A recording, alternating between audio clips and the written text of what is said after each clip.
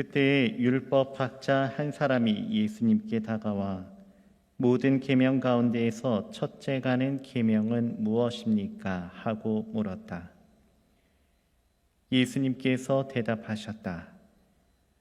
첫째는 이것이다. 이스라엘아 들어라. 주 우리 하느님은 한 분이신 주님이시다. 그러므로 너는 마음을 다하고 목숨을 다하고 정신을 다하고 힘을 다하여 주 너희 하느님을 사랑해야 한다. 둘째는 이것이다. 네 이웃을 너 자신처럼 사랑해야 한다. 이보다 더 큰 계명은 없다. 그러자 율법학자가 예수님께 말하였다. 훌륭하십니다, 스승님. 그분은 한 분뿐이시고 그 밖에 다른 이가 없다 하시니 과연 옳은 말씀이십니다. 또 마음을 다하고 생각을 다하고 힘을 다하여 그분을 사랑하는 것과 이웃을 자기 자신처럼 사랑하는 것이 모든 번제물과 희생제물보다 낫습니다. 예수님께서는 그가 슬기롭게 대답하는 것을 보시고 그에게 너는 하느님의 나라에서 멀리 있지 않다 하고 이르셨다. 그 뒤에는 어느 누구도 감히 그분께 묻지 못하였다. 주님의 말씀입니다. 그리스도님 참여합니다.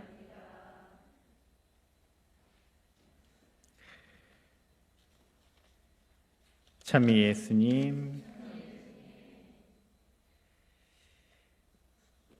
강의 잘 들으셨습니까? 네. 앞에 이렇게 아예 보호막이 있으니까 마스크 좀 벗어도 되겠죠, 그죠? 네. 지난번에 그 고해 성사를 드릴 때 왔었던 신부입니다. 예. 처음 보시는 분들도 계실 텐데요. 저는 일대리고 보고마 일국장으로 지금 현재 일하고 있는 김태환 바오로 신부라고 합니다. 한참 비행기를 타다가 지상에 발을 내디뎠을 때 혹시 그 느낌을 기억하시나요?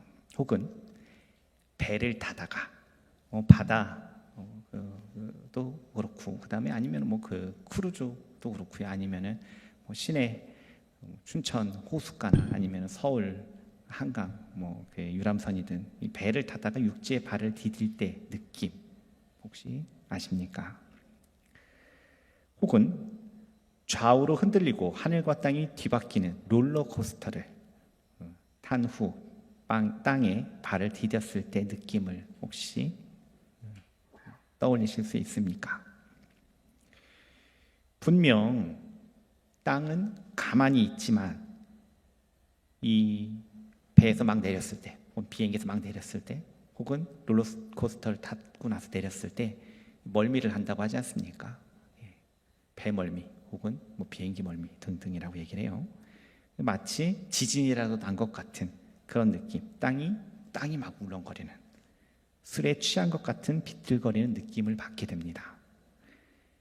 이거를 이제 과학적으로 얘기를 할 때는 귀의 가장 안쪽에 있는 이 전정기관의 감각과 우리 시각, 이 시각 자극의 불일치, 서로 상호작용이 맞아 떨어지지 않다 보니까 그로 인해서 생기는 멀미라고 얘기를 해요.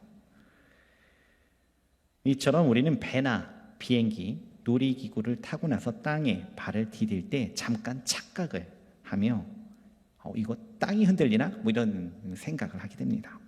분명 땅은 흔들리지는 않는데 순간적으로 내가 그렇게 느끼기 때문에 착각을 하는 거죠. 분명히 땅 흔들리지 않는다고 알고 있는데 이거 땅이 흔들리나? 이렇게 착각을 하게 됩니다. 이런 모습을 우리의 신앙생활에 대입을 해가지고 한번 생각을 해볼 수가 있어요. 우리가 이 세상을 살아가면서 느끼는 것이지만 이 세상의 방식이라고 하는 게, 세상의 방법이라고 하는 게, 세속적인 그런 여러 가지 흐름들이라고 하는 것이 옳은 것만을 따라가지 않습니다. 우리 신앙인들의 방식과 다를 때가 참으로 많아요. 그리고 하느님의 방식과 다를 때가 정말 많습니다. 여러분 잘 아시겠지만 돈이 된다면, 이익이 된다면 법을 교묘하게 피해가는 게 세상의 방식들이에요. 소위 이게 편법이라고 하는 것도 결국에는 법을 교묘하게 피해가는 거 아닙니까? 세금을 어떻게든 적게 내는 여러 가지 방법들을 고민하는 게 세상 살아가는 사람들이 대다수가 하고 있는 생각들이에요. 그를 통해서 내 부를 조금이라도 쌓기 위해서 때로는 법을 악용하기도 합니다. 걸리지만 않는다면 수단과 방법을 가리지도 않아요. 때로는 비윤리적이고 비도덕적인 방법, 또 나만 괜찮다면 수많은 사람들에게 피해를 끼치는 방법까지도 사용하며 세상의 것을 얻어내려고 하는 것이 그게 세상의 방식이에요. 세상 사람들이 많이 그 방식을 따라 살아가요. 뿐만 아니라 사회에서 말하는 정의의 개념이나 법의 판단도 그러합니다. 우리는 야 법대로 해, 법으로 다 모든 것을 해결할 수 있어 라고 얘기를 하지만 그게 또 정의가 아니라는 거를 막 뜯어놓고 보면 그렇게 느끼게 돼요. 법이 내 이 진실을 알려줄 거야. 내가 정말 아무 문제 없다라는 것을 법이 다 밝혀줄 거야. 그런데 그것보다 힘 있는 사람이 내 진실을 다 짓누르기도 합니다. 때로는 내가 아무 문제 없다라는 것이 다른 사람들의 법적인 모함에 의해서 그것이 역으로 뒤바뀔 때도 있어요. 아무튼 사회에서 말하는 이 정의의 개념이나 법의 판단도 어찌 보면은 힘의 논리대로 가는 경우도 많다라는 것이죠. 사건에 대한 법의 판단도 사실 혹은 진실 이거를 따지는 것이 아니라 증거에 따른 결과를 얘기할 때도 많이 있습니다. 이러한 세상의 방식들, 우리가 흔히 세 속에서 익숙해져 있는, 그리고 세상 사람들이 그냥 그렇구나 라고 알고 있는 이 모습들은 하느님의 방식과는 분명히 다른 모습들이죠. 흠없고 올곧고 정의롭고 선함 자체이신 하느님과는 전혀 다른 모습들이 우리의 일상 안에서, 세상 살아가는 그 모습들 안에서 우리는 그게 익숙해져 있습니다. 우리가 이 세상의 것을, 이 세속적인 것, 우리 그냥 주위에서 많이 보지 않습니까? 야, 누가 위장 전입했대. 예전에는 야, 어떻게 그럴 수가라고 얘기를 하지만은 그럴 수가 있나? 근데 주위에 그냥 둘러보면 위장 전입하는 사람들은 그냥 부지기수예요. 세금 탈세하는 사람들은 부지기수입니다. 그냥 주위에서 법을 오묘하게 피해가는 사람들 정말 많아요. 그리고 뭐가 됐든 나에게 이익이 된다고 하면은 누군가에게 피해를 주는 것에 대해서 꺼리낌 없이 행동하는 사람도 정말 많습니다. 이 세상의 것을 우리가 당연하다고 여기는 시간이 오래되면 오래될수록, 길어지면 길어질수록 그 상태에서 이 세상의 것이 당연하다고 느끼면 느낄수록 하느님의 것을 바라보았을 때 이상하게 느껴져요.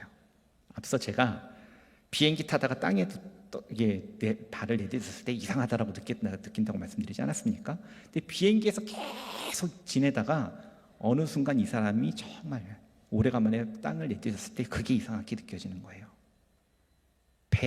몇 달 동안 배를 타고 있었던 사람이 육지에 발을 내딛게 되면 그 상황이 이상한 겁니다. 세상의 것을 당연하다고 여기는 시간이 길어지면 길어질수록, 그것에 익숙해지면 익숙해질수록 하느님의 것을 바라보았을 때 우리는 이상하게 느껴져요. 참된 것이 참된 것으로 보이지 않습니다. 참 사랑이 참 사랑으로 느껴지지 않아요. 때로는 가십적이라고 느껴질 수도 있고요. 때로는 그것은 불가능한 것이라고 얘기할 수도 있고요. 때로는 이 세상에 없는 거라고 얘기하기도 해요. 옳은 길이 옳은 길이라고 여겨지지 않게 됩니다. 진리가 진리로 보이지 않게 돼요. 세상의 것에 익숙해져 있으면. 우리가 신앙인으로서 참된 길, 옳은 길을 걷는 모습은 예수님께서 오늘 율법학자와 나누신 말씀에 그 답이 있습니다.